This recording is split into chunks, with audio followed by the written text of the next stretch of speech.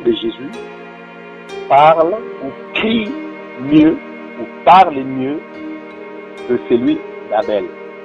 Le sang de Jésus crie mieux que celui d'Abel.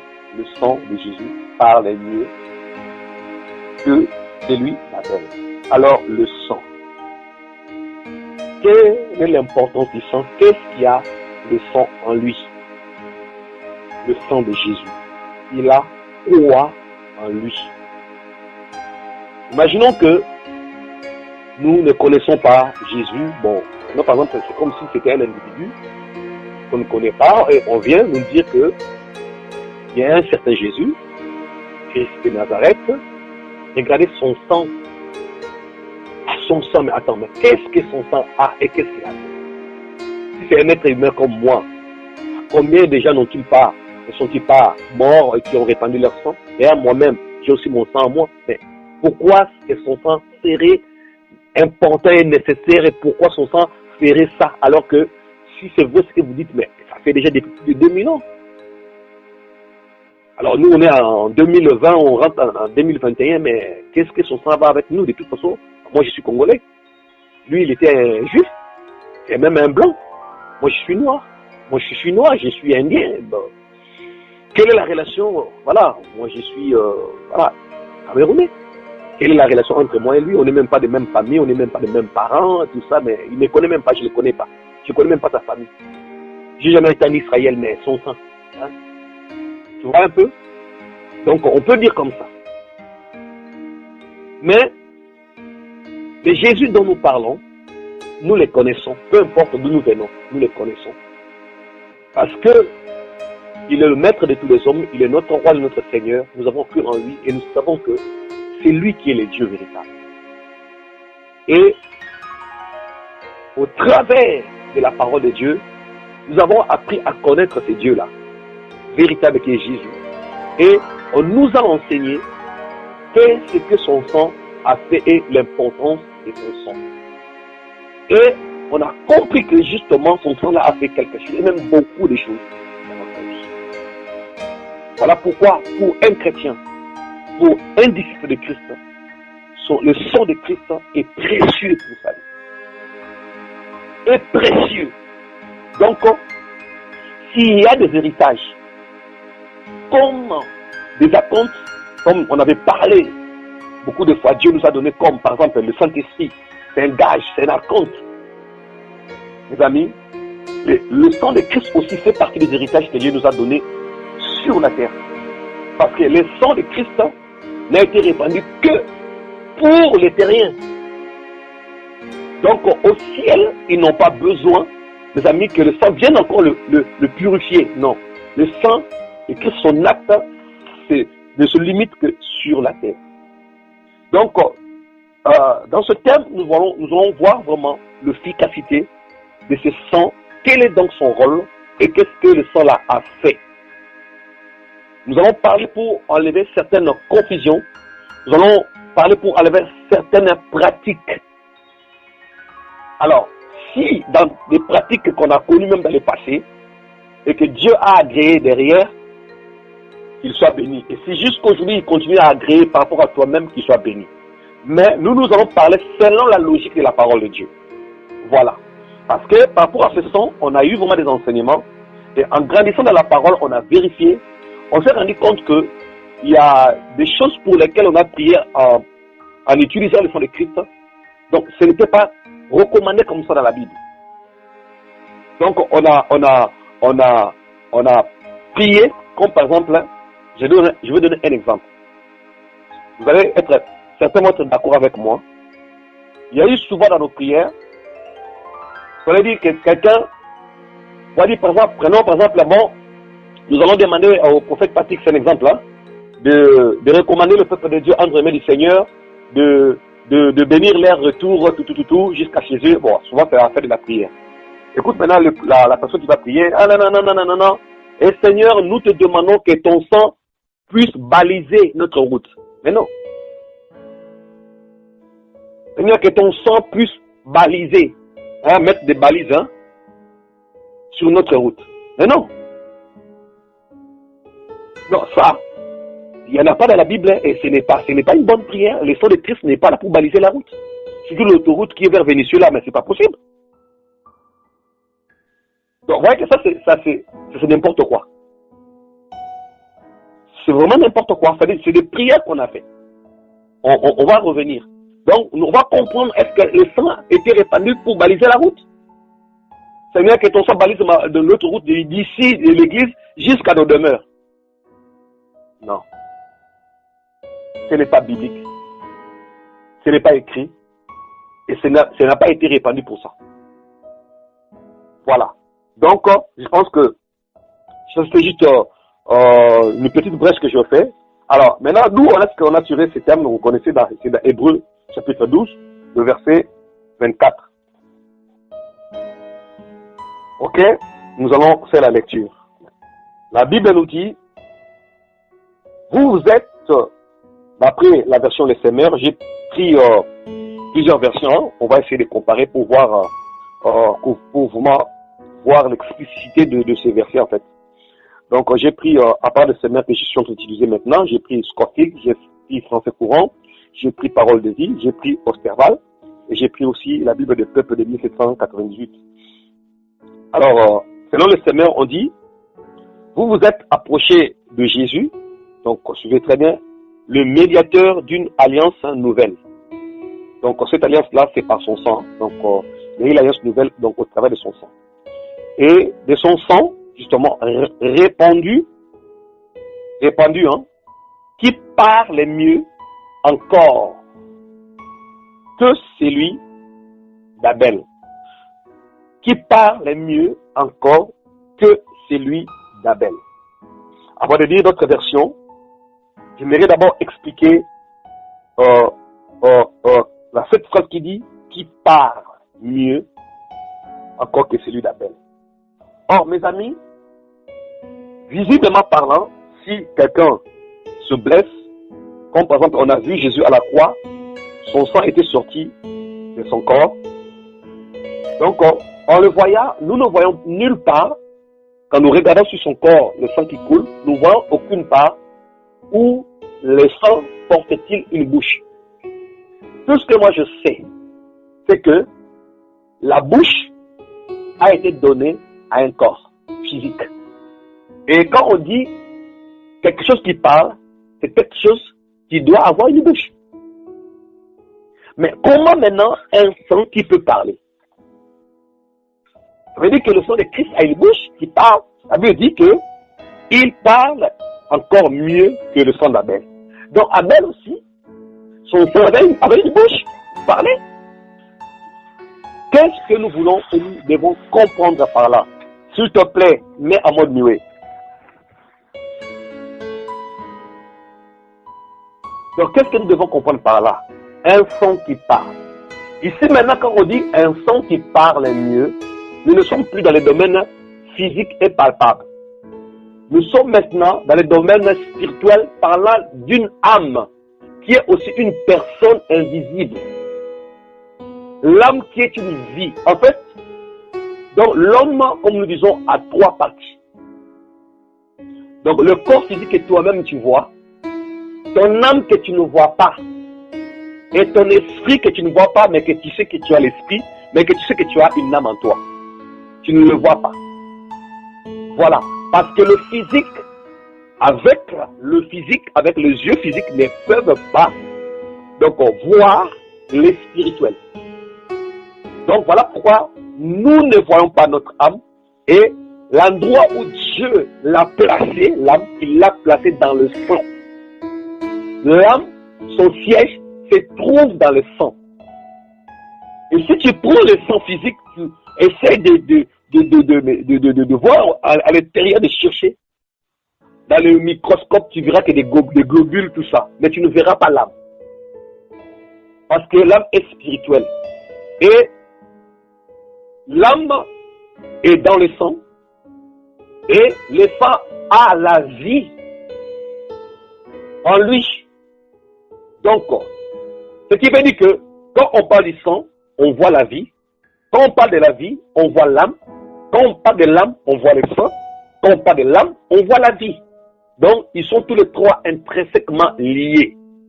Et la vie, maintenant, au niveau de l'âme, du sang, on peut le voir. Dans ce sens que il y a deux sortes. Il y a une vie qui est spirituelle, l'autre qui est visible.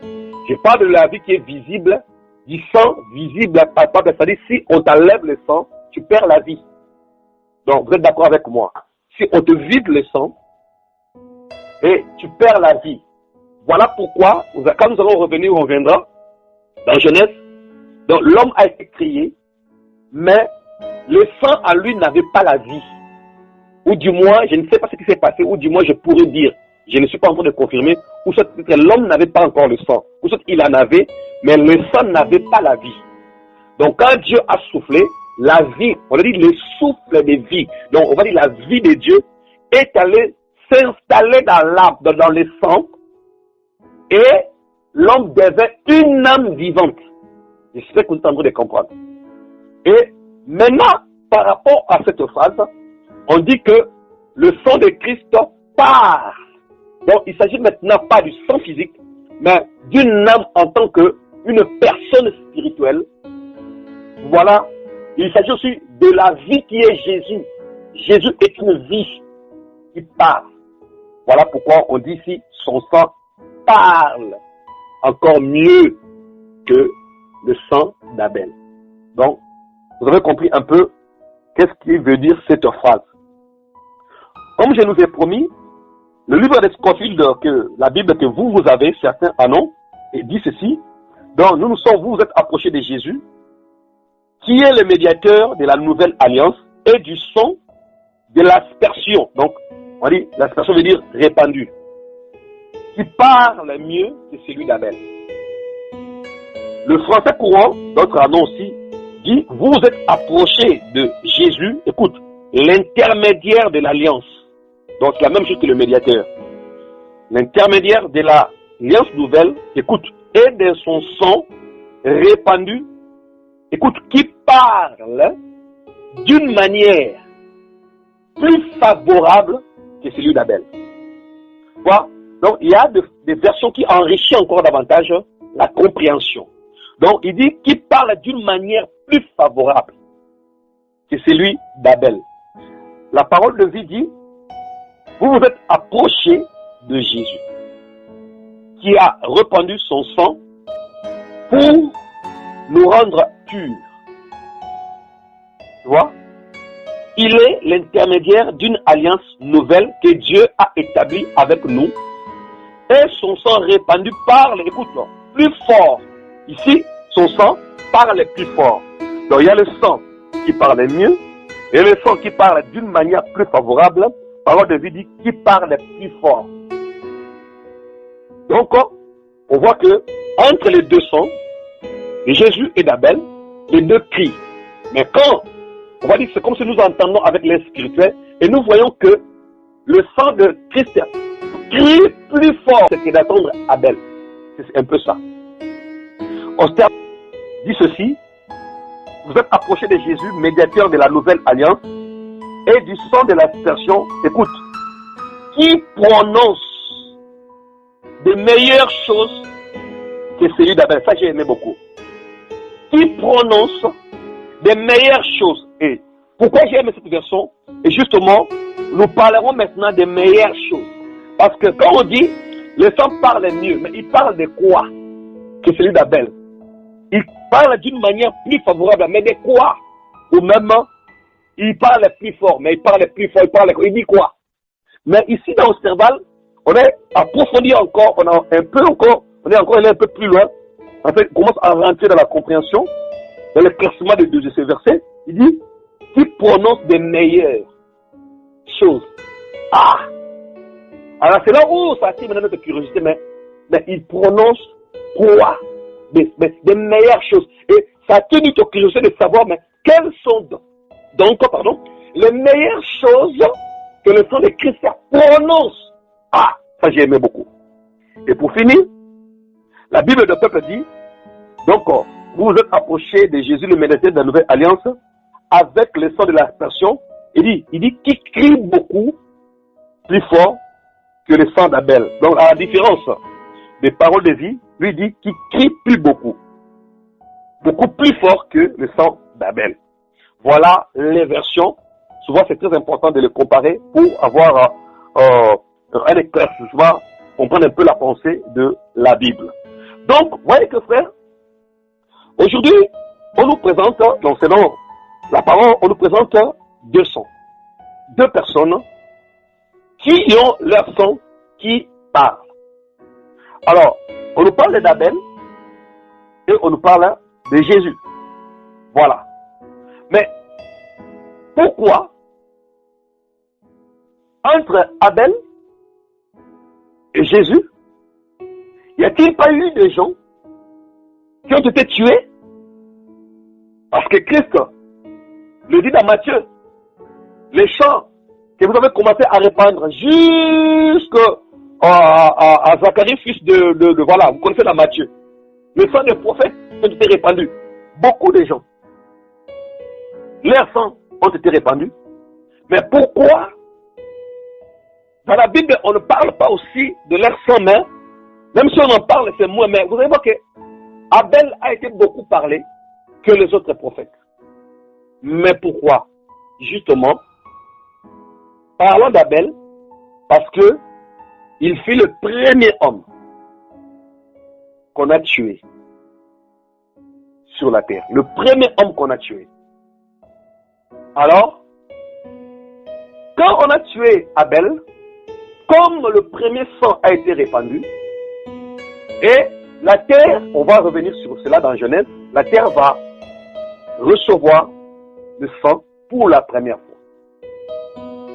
Et justement, comme c'était le premier acte de voir un meurtre commis, et son sang là, par rapport aux actes que Abel a fait, mes amis, il était juste d'après Hébreux chapitre 11, verset 4, et lui il était juste, c'est comme si son âme disait, je suis juste, qu'est-ce que je fais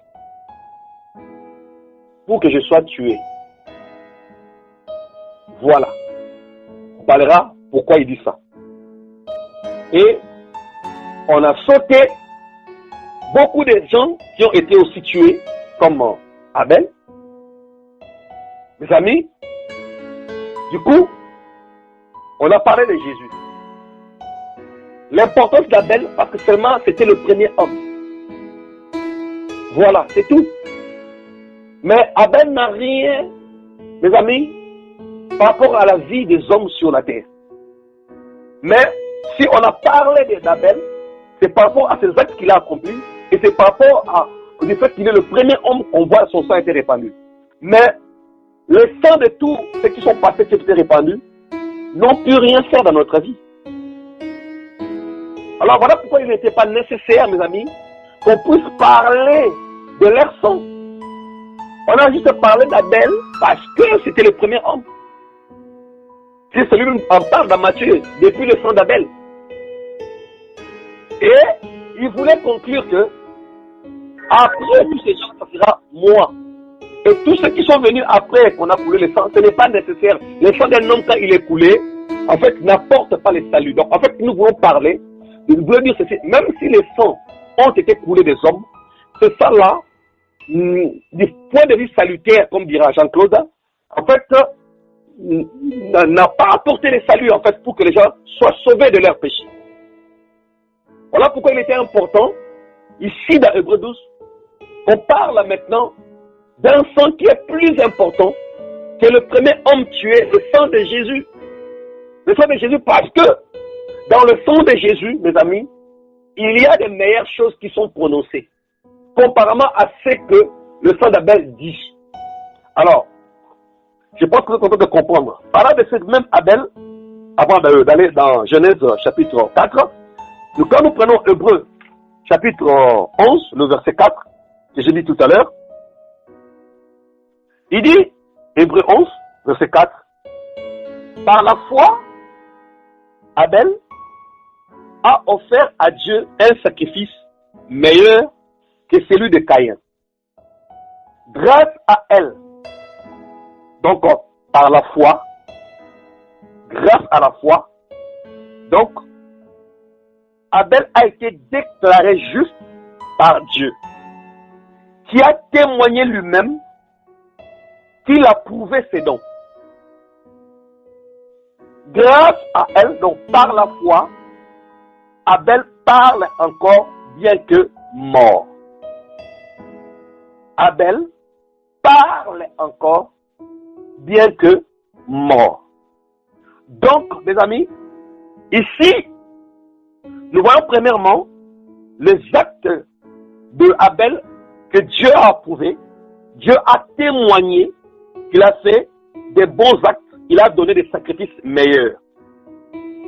Et par la foi, d'abord, premièrement, ces actes témoignent devant le Seigneur, parce que vous allez voir dans vos versions, comme Scofield, donc il a été déclaré juste. Déclaré, donc, vous voyez que c'est Dieu qui justifie. Alors, puisqu'il était juste, et par la foi, Abel parle encore jusqu'aujourd'hui. En fait, lui qui n'a pas fait quelque chose de mauvais, Dieu l'a déclaré juste, mais pourquoi il doit être tué? Voilà pourquoi il parle encore jusqu'aujourd'hui. Quoi qu'il soit mort, mais qu'est-ce qui parle? C'est son sang qui parle jusqu'aujourd'hui. En allant maintenant dans Genèse, chapitre 4, le verset, on va à partir du verset premier pour comprendre le contexte. L'homme s'unit à Ève, sa femme, elle devint enceinte et donna naissance à Caïn. Elle dit, avec l'aide de l'Éternel, je formai un homme. Elle mit encore au monde le frère de Caïn, Abel. Abel devint berger et Caïn cultivateur. Au bout d'un certain temps, Caïn présenta des produits de la terre en offrande à l'Éternel. Abel, de son côté, présenta le premier-né de son troupeau et en offrit les meilleurs morceaux. L'Éternel porta un regard, ça c'est le choix de Dieu, un regard favorable sur Abel et sur son offrande, mais pas sur Caïn. Ça ne veut pas dire que Dieu n'aimait pas Caïn. Voilà. Et sur son offrande. Alors, je ne sais pas comment ils ont su que l'offrande d'Abel était acceptée et de Caïn n'était pas acceptée. Ça, je ne pourrais pas le dire. Ou soit, les deux, ils ont allumé le feu, chacun construisant un autel. Abel a mis, par exemple, les animaux, les meilleurs morceaux sur l'autel, et Caïn a pris les plantes, les fruits de la terre, a mis sur son autel. Et quand ils ont allumé le feu, peut-être le feu d'Abel brûlait, mais de Caïn s'éteignait. C'est comme ça qu'ils ont compris que Dieu a agréé celui d'Abel et n'a pas agréé celui de Caïn. Ou soit, comme ce que nous disons, si on n'avait pas agréé, mes amis, l'offrande de Caïn, c'est parce que le sol était déjà maudit. Donc, l'homme devait tirer le résultat de tout ce qu'il lui récolte par la sueur de son front et la terre lui produisait des épines. Peut-être par ça. Ou soit Dieu leur aurait révélé, ils auraient peut-être entendu la voix de Dieu, que j'agrée l'offrande d'Abel, mais pas celui de Caïn. Mais tout ce que nous savons, la Bible nous dit que Dieu n'a pas agréé l'offrande de Caïn. Et la Bible dit, Caïn s'est mis dans une grande colère et son visage s'assombrit. Je vais dire à Caïn, pourquoi te mets-tu en colère et pourquoi ton visage est-il sombre? Si tu agis bien, tu le relèveras, mais si tu n'agis pas bien, le péché est tapis à ta porte, son désir se porte vers toi, mais toi, domine, maîtrise-le. Est-ce qu'on a accepté l'offrande d'Abel? C'est parce que nous enseignons en comprenant les Écritures petit à petit jusqu'à la fin, on a vu que le meilleur morceau revenait d'être à l'agneau. Voilà, à l'agneau, comme on voit les sacrifices, Dieu demande qu'on donne des meilleurs morceaux pour l'offrande du Seigneur ou même pour les sacrificateurs. Peut-être nous comprenons que si Dieu avait accepté l'offrande d'Abel, c'est parce que c'était l'image du sacrifice de Christ. Voilà pourquoi Dieu a agréé ça. Voilà. Mais tout ça reste aux mains et aux soins du Seigneur. Verset 8. Mais Caïn dit à son frère Abel, allons au champ. Donc c'est la ruse. Donc il a conçu un projet mais les yeux de Dieu ont vu. Voyez? Et c'est ce que je veux faire comprendre aux gens par rapport au sang de Christ. Vous allez voir, je vais aller petit à petit et nous allons comprendre beaucoup de choses. Alors ici maintenant, regarde, Caïn est en train de se mettre en colère. Or, de façon physique, ça se voyait. Mais Dieu est esprit. Mais il a vu. Il dit, mais pourquoi ton visage s'assombrit? Pourquoi tu fais le profil bas? Pourquoi? Pourquoi te mets-tu en colère? Et Dieu a vu son attitude externe et interne. Il dit quoi? Le péché est couché à ta porte. On parle du cœur. Mais toi, domine. Donc on voit ici que Caïn avait la possibilité de ne pas commettre le meurtre. Dieu lui a donné le moyen de ne pas commettre le mal. Mais Caïn, au lieu de répondre à la demande, à la proposition, au conseil de Dieu, il a préféré suivre son cœur. Et c'est ce que nous voyons aujourd'hui dans nos églises. C'est-à-dire, les hommes ne marchent que selon. En fait, comme je dis, si vraiment tu aspires, tu veux être sauvé, et tu sais que dans ta vie, mon ami, tu as des problèmes. Dieu voit, on te dit, mon ami, ouvre ton cœur. Mais regarde ce qui se passe, que tu ne suis que les conseils de ton cœur. Tu as fermé ton cœur. Et tu as du mal à parler. Ça, c'est le choix de ton cœur. Mais Dieu veut te libérer. Comme Dieu ne force pas quelqu'un, il te laisse le libre arbitre de choisir. Il n'a pas forcé Caïn, il lui a parlé. Mais Caïn est resté dans sa décision. Et regarde maintenant la ruse. Il va dire à son frère, ah, écoute Abel, hein, là quand il vient parler à Abel, là, il fait semblant de rire. Mais dans son cœur, il y a la colère. Il dit, ah, faisons un peu un tour au champ. Vous voyez? Donc, ils vont y aller. Et bien, lorsqu'ils furent dans les champs, Caïn, il se jeta. Donc, en fait, il a attendu que Abel prenne une position comment dirais-je, d'inattention, en fait. En fait, quand tu sais, il y a comme une certaine confiance, tu sais que c'est mon frère. Même si je lui donne le dos, tu ne penses même pas qu'il peut arriver jusqu'à tuer. Et quand il a vu que Abel était dans la position de faiblesse, et c'est là où je pense qu'il s'est jeté. Ils avaient quel âge à l'époque? Je ne sais pas. Quand la Bible dit que Caïn était le né, mes amis, et après il y a eu Abel, il y a eu un décalage d'âge de combien d'années, nous ne savons pas. Est-ce qu'à l'époque, Caïn avait déjà grandi, avait peut-être déjà 30 ans, 40 ans, alors que Abel n'en avait que 16 ans? Nous ne savons pas. Est-ce que Caïn était plus costaud, hein, plus balèze que comme Adida, ou Abel était, voilà, comme Noah? Nous ne savons pas. Pour se jeter sur quelqu'un, parce que vous vous imaginez, si Caïn était comme Florent, et que Abel pouvait être très grand, parce qu'on voit aussi des jeunes frères qui peuvent être plus grands que leurs grands frères. Peut-être est-ce que si vraiment Caïn était plus mince et était jeté sur Abel qui est plus grand comme Pasteur Willy, est-ce que vraiment, si c'était vraiment du face à face, est-ce qu'il allait vraiment tuer Abel s'il était costaud? Je ne sais pas, je ne pense pas. Mais est-il que s'il est arrivé à faire son acte, donc il a eu l'occasion, peu importe la taille ou pas, mais comme l'action a été faite, ce qu'il est arrivé, il va se jeter sur lui. Et la Bible nous dit que se jeta sur son frère Abel et le tua. Alors, pendant que l'acte se faisait, est-ce que Dieu n'était pas omniprésent? Dieu était là. Dieu voyait ce qui se passe. Est-ce qu'il n'avait pas la capacité d'envoyer les anges et intervenir? Il pouvait le faire. Même s'ils n'avons pas les anges, Dieu peut parler du haut des cieux. Stop, tu entendras. Tu vas bloquer.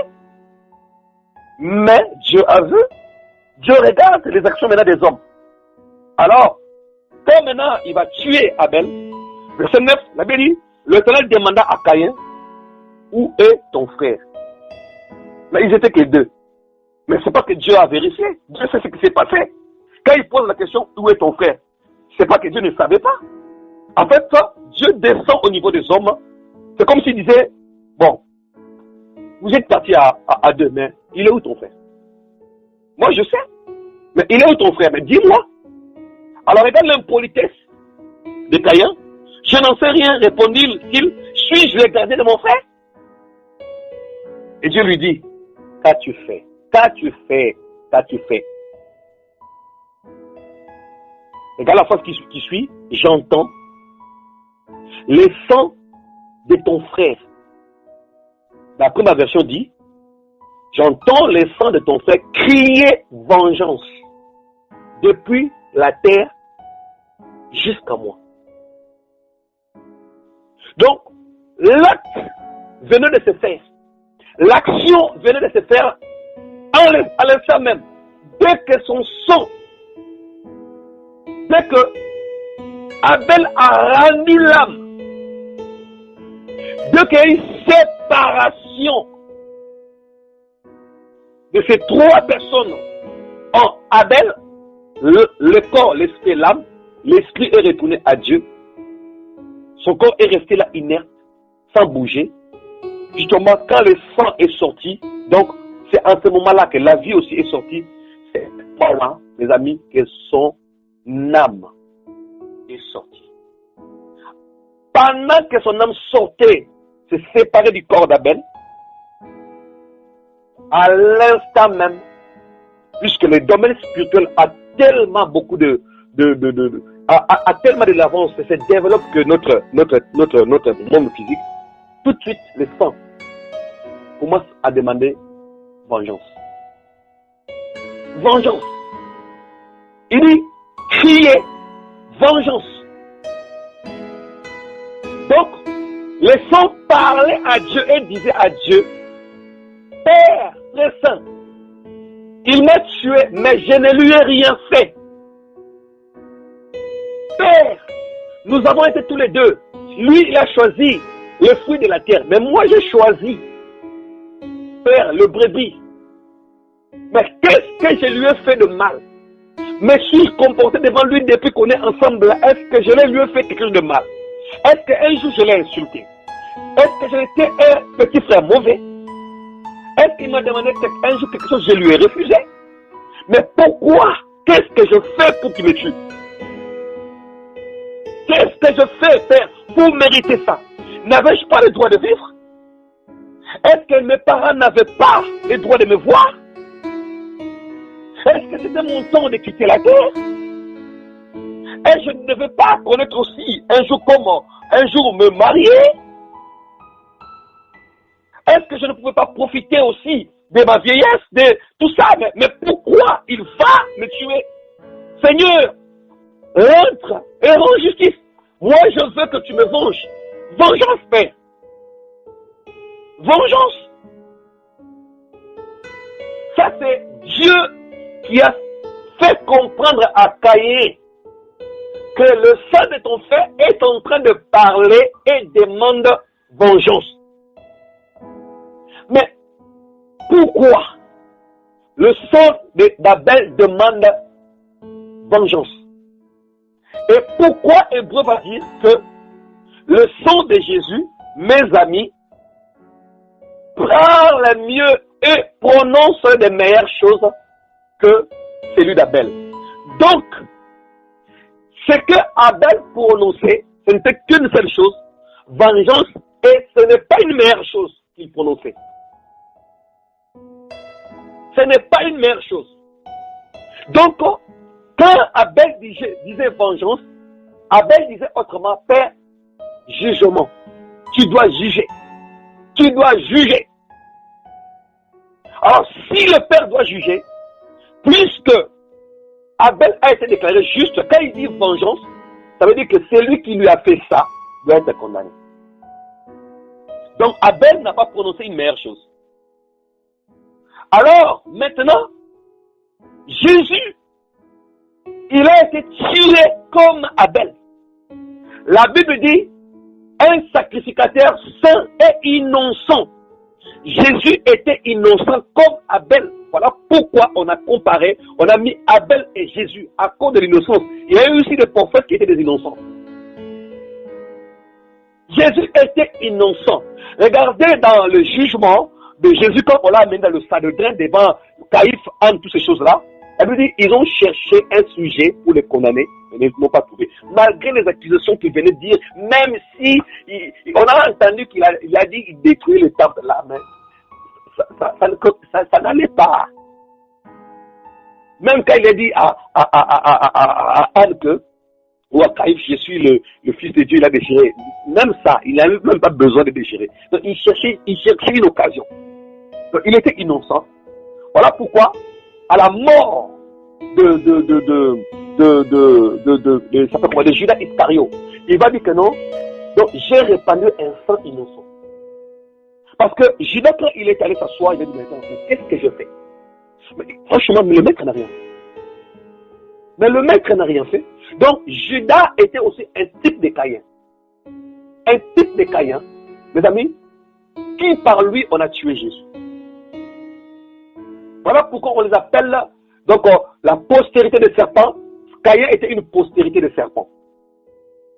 Et c'est là où Judas a senti la culpabilité. Bon, lui, comme il était déjà écrit de lui, il va aller se pendre. Voilà. Bon, lui, c'est sûr, il est en enfer. Le fils de la perdition, Christ le dit dans Matthieu 17, Jean 17. Donc, voyez, le sang de Christ maintenant, comme il était innocent, on l'a amené à la croix. Regarde, la Bible dit que, comme une brebis, muette, sans parler. Donc, innocent, les amis, on l'a amené. Lui aussi, quand on l'a amené à la croix, on l'a tué. Jésus a été tué, a été crucifié, on l'a tué. La Bible dit, on a tué le saint, le juste, que vous avez crucifié, que vous avez tué. Alors maintenant, quand lui il est mort, mon ami, son sang, pareil comme le sang d'Abel, la terre a recueilli le sang de Jésus. Donc, son sang doit crier. Alors, vous devez savoir, entre Abel et Jésus, même après Jésus, tout sang répandu, mes amis, volontairement, ce sang-là, jusqu'aujourd'hui, crie. La seule différence avec le sang de Christ, quand on dit qu'il prononce les meilleures choses, contrairement à Abel, lui, quand son sang a été répandu, maintenant son sang parle. Il dit que, au lieu de dire vengeance, mais pour l'instant, écoute-moi bien, on n'a pas dit que le sang de Christ ne dira pas vengeance. Si, le sang de Christ dira vengeance, mais après. Après. Parce que quand vous voyez l'Apocalypse, on parle de la colère de l'agneau, où on dit que il y a eu un agneau dans Apocalypse 5 qui était comme immolé. On voit les sangs qui courent, c'est-à-dire il va tirer vengeance de son sang. Voilà pourquoi la Bible dit dans Apocalypse 19, quand il venait sur les chevaux blancs, il avait un vêtement teint de sang. Attention, il va tirer vengeance de son sang. Ne t'inquiète pas. Parce que la parole était déjà sortie. On verra dans Genèse 9, verset 6, je demanderai le sang de l'homme à l'homme. Et tous ceux qui ont répandu le sang de Christ, Dieu demandera des comptes. Oh frère, ne vous inquiétez pas. Mais maintenant là, son sang ne demande pas vengeance. Quand on salue, son sang maintenant dit quoi? Pardon. Le sang de Christ prononce pardon. Le sang de Christ prononce miséricorde. Le sang de Christ prononce compassion. Le sang de Christ prononce rédemption. Le sang de Christ prononce vie. Le sang de Christ prononce salut. Voilà les meilleures choses que le sang de Christ prononce, à la différence du sang, mes amis, d'Abel. Si le sang de Christ prononçait pour parler vengeance, je vous dis, on allait tous, toute la terre mourir.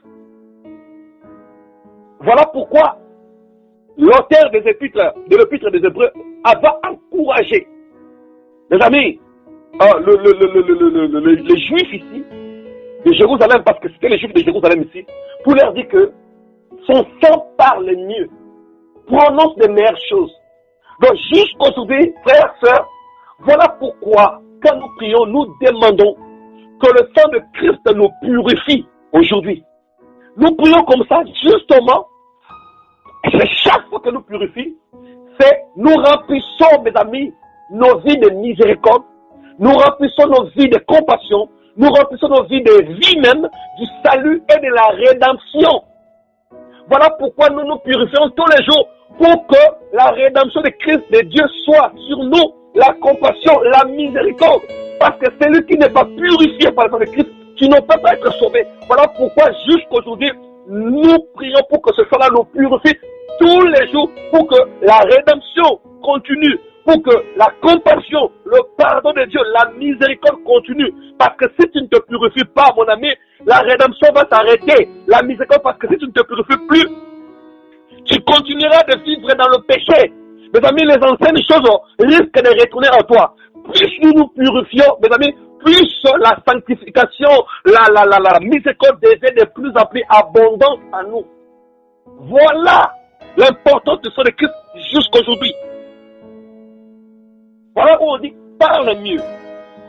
Je pense que chacun est en train de me comprendre. Il faut qu'on enseigne ces choses. Alors, d'où donc les choses ont commencé?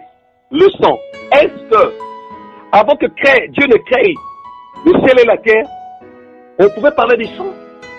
Oui, on en a parlé, mais c'était pas le sang physique, c'était des paroles, mais qui n'étaient pas encore concrètes.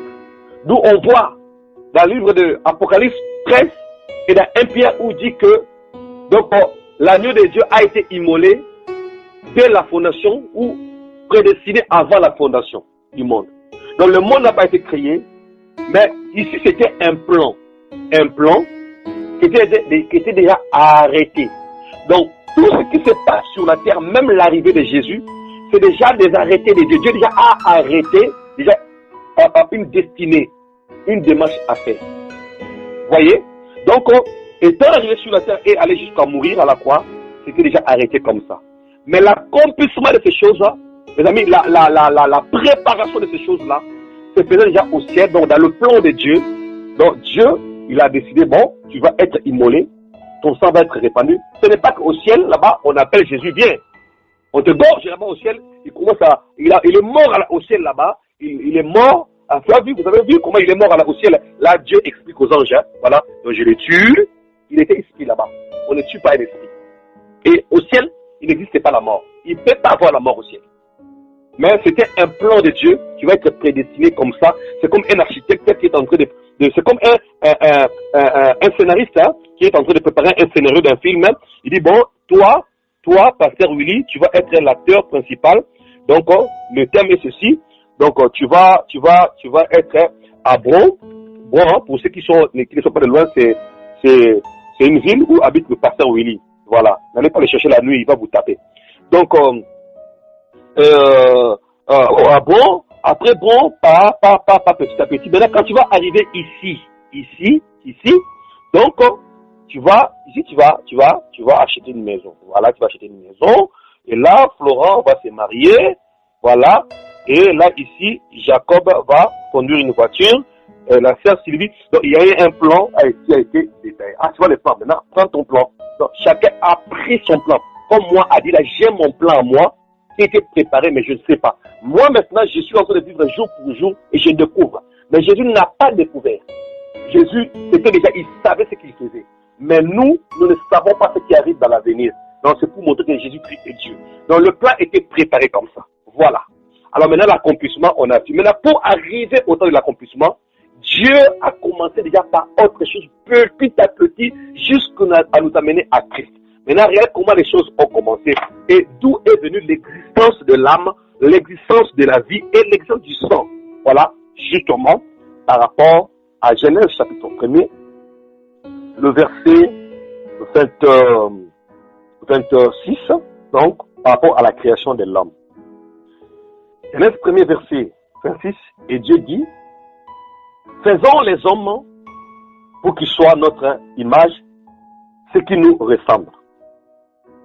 Qu'ils dominent sur le poisson de la mer, sur les oiseaux du ciel, sur les bestiaux, sur toute la terre et sur tous les reptiles et les insectes. Dieu créa les hommes pour qu'ils soient son image. Lui, il les créa pour qu'ils soient à l'image de Dieu. Il les créa hommes et femmes. Écoutez maintenant verset 28 à 29. Ou même à 30, il dit, Dieu le bénit en disant, soyez féconds. Ah, soyez féconds. Cette phrase est tellement importante.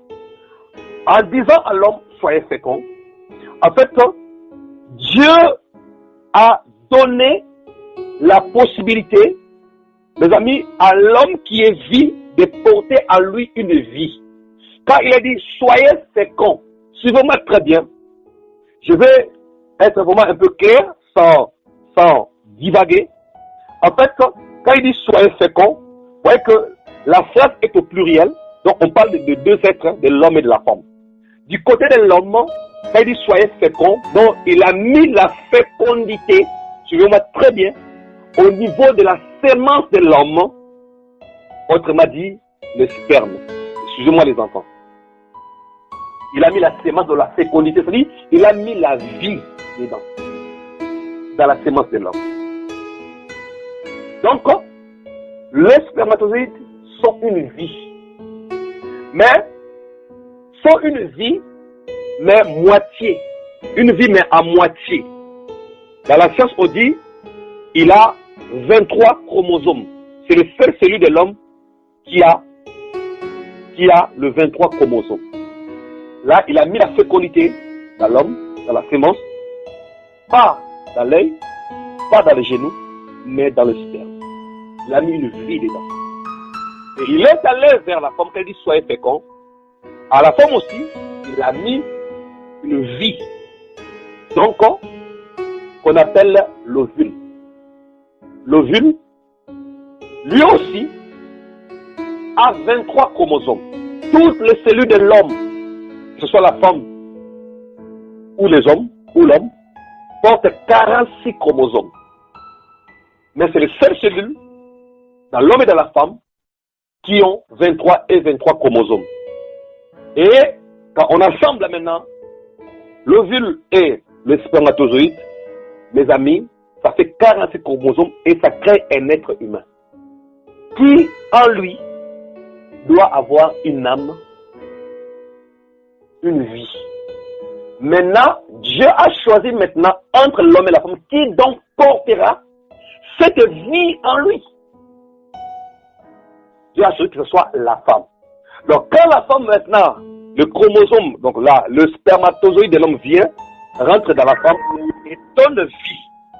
Ce que je suis en train de dire, ce n'est pas un péché, ce n'est pas de l'impolitesse, ce n'est pas manquer du respect, ce n'est pas un tabou. Les amis, ce sont des choses qu'on doit parler qui sont normales pour apprendre aussi à nos enfants. Voilà. Donc, maintenant Dieu a choisi que ce soit la femme qui doit porter ça. Donc, quand la femme tombe enceinte, elle-même est une vie et porte aussi une autre vie en elle. Voilà pourquoi j'arriverai aux avortements. Je vais arriver aux avortements. Parce que vous n'êtes pas, vous êtes en train d'ignorer beaucoup de choses. Porte en elle la vie. Alors, maintenant, quand l'homme et la femme dans Genèse chapitre 3, à partir de 20 quelques versets là-bas, quand ils vont prononcer là, ils vont revenir sur Genèse 1, Genèse 2. Genèse chapitre 3, le verset 20. La Bible dit, Genèse 3, verset 20, la Bible dit, l'homme nomma sa femme Ève, qui veut dire vie. Suivez-moi très bien. L'homme donna à sa femme le nom de Ève. Ève signifie vie. Parce qu'elle est la mère de, écoute bien, de toute vie humaine. De toute vie humaine. Ici, quand Adam parlait, il prophétisait. Il voulait dire que toi, femme, tu donneras vie aux hommes. Pas seulement par rapport à la foule, commençant de Caïn jusqu'à aujourd'hui, mais par rapport à une femme mariée que tu es ma soeur, ça veut dire que non, tu es cette femme qui va donner vie. En fait, portera un bébé, mes amis, et dans ce bébé, il y aura l'âme, il y aura la vie. C'est ça. Voilà pourquoi, mes amis, quand je vais arriver au niveau des avortements, vous allez comprendre, parce que beaucoup sont là parmi vous, les amis, ont commis des avortements, mais ne veulent pas venir confesser. Ça, laisse-moi un peu anticiper. Si tu as commis un avortement, ou tu as accompagné quelqu'un à commettre un avortement, ou tu as conseillé, mon ami, tu as répandu une vie. Tu as répandu une âme. Parce que si les spermatozoïdes sont une vie, en sorte que le fils de Judas, Dieu va le tuer, à plus forte raison, déjà un bébé conçu. Mon ami, il faut venir voir les hommes de Dieu. Ne dis pas que je suis une nouvelle création, des choses se sont passées. Oui, Dieu t'a pardonné, puis tu as confessé. Mais il faut savoir que ce sang-là, mon ami, demande vengeance. Et la seule possibilité, c'est de venir confesser. Alors maintenant, comme je vous ai dit la dernière fois, nous, Dieu nous a établis, nous déclenchons des actions devant le Seigneur. Et Dieu nous a donné la possibilité dans Jean chapitre 20, il a dit que ceux à qui vous pardonnerez le péché, il sera pardonné. Ceux à qui vous retiendrez, il sera retenu. Et Christ va dire, quand il va guérir le paralytique, il dit, tes péchés te sont pardonnés, prends ton lit et marche, rentre chez toi. Ils ont murmuré et Christ a connu leur pensée. Il a dit, lequel parmi vous est le plus aisé? Lequel est le plus aisé de dire, tes péchés te sont pardonnés, ou de dire à quelqu'un, prends ton lit, lève-toi et marche. Donc, vous me dites, entre les deux, c'est quoi qui est plus facile pour toi, l'homme, de prononcer, de faire? Il voulait leur faire comprendre, il est là depuis des années, mais pourquoi vous ne l'avez pas guéri? Mais je vous dis, entre lui dire de se mettre debout et de partir, ça c'est plus difficile. Mais pardonner à quelqu'un, c'est plus facile. Et c'est nous-là, on a compris que le Seigneur nous a donné la possibilité de déclarer, de dire à quelqu'un, nous te pardonnons de ce que tu as fait. Et tout ce que vous lierez sur la terre sera lié au ciel. Et c'est avec cette possibilité, on ne fait pas des choses de nous-mêmes. C'est l'autorité que Christ nous a dit, et ceux à qui vous pardonnerez. Et on a cette possibilité de dire que nous te pardonnons de ce acte que tu as fait. Et maintenant, Dieu, c'est lui qui aura maintenant le mot final, et il va mettre le sceau sur notre parole. Voilà, maintenant, cet enfant-là va être libéré. Et je vais vous expliquer comment ces choses se passent. Mais enseignons d'abord Genèse. Alors, en revenant sur Genèse 1er, et j'ai dit, fécond, multipliez-vous, remplissez la terre, comme vous voyez passer lui, hein, donc il a 4 enfants, ils ont rempli la terre. Alors, il dit, rendez-vous-en maître et dominez les poissons de mer, les oiseaux du ciel et tous les reptiles et les insectes. Et Dieu dit, voici, je vous donne pour vous en nourrir toute plante portant semence partout sur la terre et tous les arbres fruitiers portant leurs semences. Et à côté des hommes, Dieu va mettre les animaux. Il dit, je donne aussi à tout animal vivant sur la terre, aux oiseaux du ciel, à tout animal qui se meut à ras de terre et à tout être vivant, toute plante. Et les hommes et les animaux mangent du pondou. Donc quand on parle, mes amis, de l'herbe, selon votre version, ce n'était pas la pelouse. On parlait de la plante, des légumes. Notre version parlait de légumes. Voilà, légumes. C'est ce que nous mangeons. Pas parce qu'on dit toute herbe, toute plante. On va prendre maintenant le fait d'un avocat, tu manges, tu vas mourir. Donc on parlait de légumes mangeables. Et les animaux aussi ont leurs légumes, leurs plantes à manger. L'homme ne mange pas tout. Il y a ce que Dieu a donné. Voilà. Alors maintenant, mais pourquoi Dieu n'a-t-il pas directement donné à l'homme, ici quand il l'a créé, il a dit, mange directement de la chair.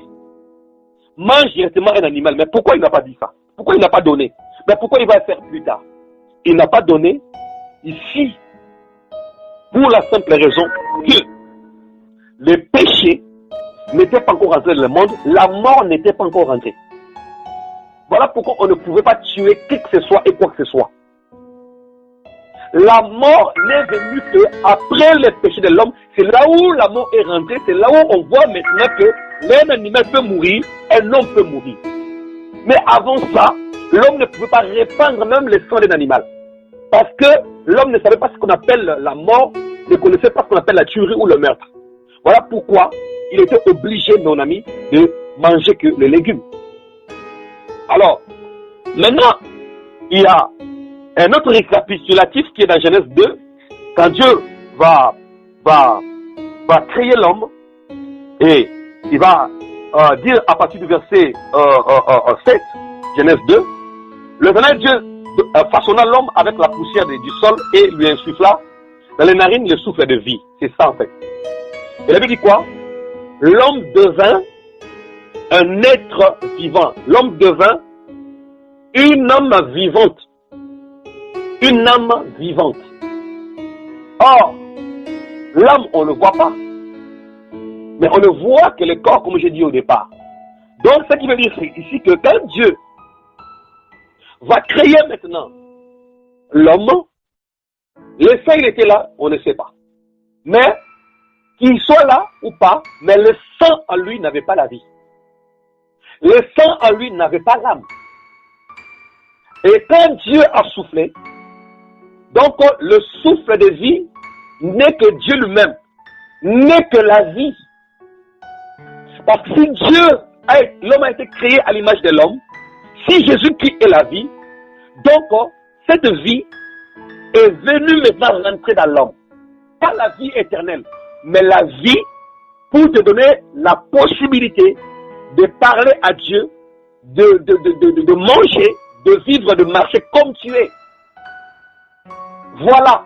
Donc, le premier tabernacle terrestre que l'homme avait créé, Dieu avait créé, pardon, c'est le corps de l'homme, où Dieu lui-même est allé habiter.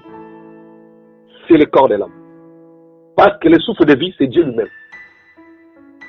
Je ne dirais pas que non, le souffle qui sort de la bouche de pasteur Willy, c'est le souffle d'Adida, non. C'est le souffle de pasteur Willy, c'est pasteur Willy. C'est pasteur Willy lui-même. C'est Dieu lui-même qui est venu habiter à nous. Ça veut dire l'homme va devenir une âme vivante.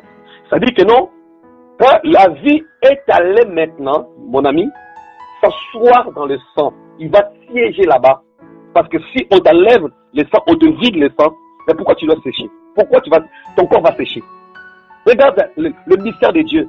N'ayant que le sang en toi, on en a parlé hier avec ma femme, n'ayant que le sang en toi, regarde, que le sang, les organes, les amis, bougent, le sang circule, tout, partout, regarde le rôle du sang. Mais on n'enlève que le sang qui sèche. Et la vie est allée siéger, et cette vie-là, quand il est allé siéger, mon ami, maintenant dans ton sang, et cette vie-là a créé une âme, l'âme en toi, que tu ne vois pas, l'âme siège aussi dans le sang. Voilà pourquoi quand je vous ai parlé des alliances, on a fait bêtement, à cause des petites amourettes, qu'on a connu, donc la passion incontrôlée. On s'est bu du sang. Hein? Du genre, Fina, Ngaï, Seba, moi, Seba. Buvons-nous du sang. Hein? Comme Roméo et Juliette, inséparables. Hein? Mais ils sont où les copines là? Elles sont où? Vous voyez? Donc on a fait des alliances avec des sorciers. On a fait des alliances avec des impudiques dans nos passés pour boire le sang. Il y a aussi des alliances quant aux actes sexuels. Il y en a même avec des bêtises, ils ont connu des femmes par impureté mensuelle. J'en ai déjà parlé. L'homme devait être une âme vivante et la vie va siéger.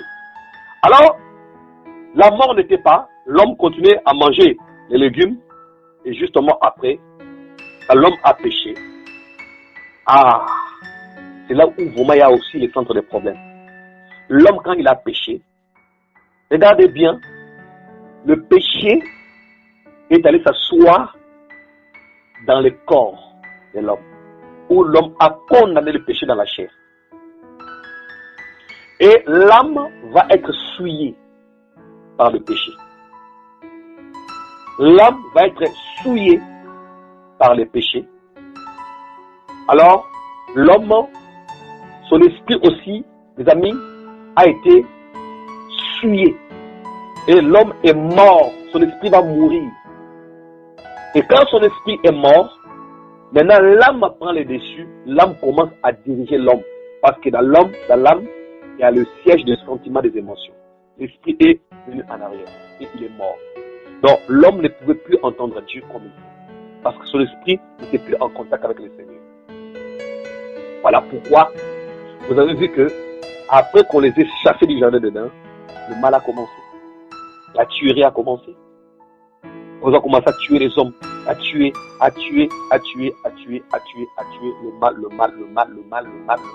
le mal, parce que c'est là maintenant qui agissait, mais l'esprit n'agissait plus parce que n'entendait plus la voix du Seigneur. Mais Dieu met toujours des exceptions. On arrive maintenant dans Genèse, chapitre 9. Je pense que vous êtes en train de comprendre cet enseignement. Ça va vraiment vous aider. Quelle est l'importance du sang de Jésus? Je vais faire vraiment vite pour que ce ne soit pas un séminaire. Ça fait oui. Donc, dans Genèse chapitre 9, et la Bible dit, on va prendre le verset, commençons par le verset premier, Genèse 9, jusqu'au verset 6. Il dit, Dieu bénit Noé et ses fils et leur dit, soyez féconds. Voilà. Donc, voyez, donc, tout le monde, toute la terre va être engloutie. Il ne reste que Noé, avec sa femme et ses enfants, les femmes et ses enfants. La même chose, les amis. C'est comme si Dieu va recommencer, comme il a fait dans Éden, avec Adam et Ève. Il va redire encore la même chose. On va donner encore du boulot à Dieu. Soyez féconds, multipliez-vous et remplissez la terre. Vous inspirerez désormais la crainte et la terreur à toutes les bêtes de la terre et à tous les oiseaux du ciel.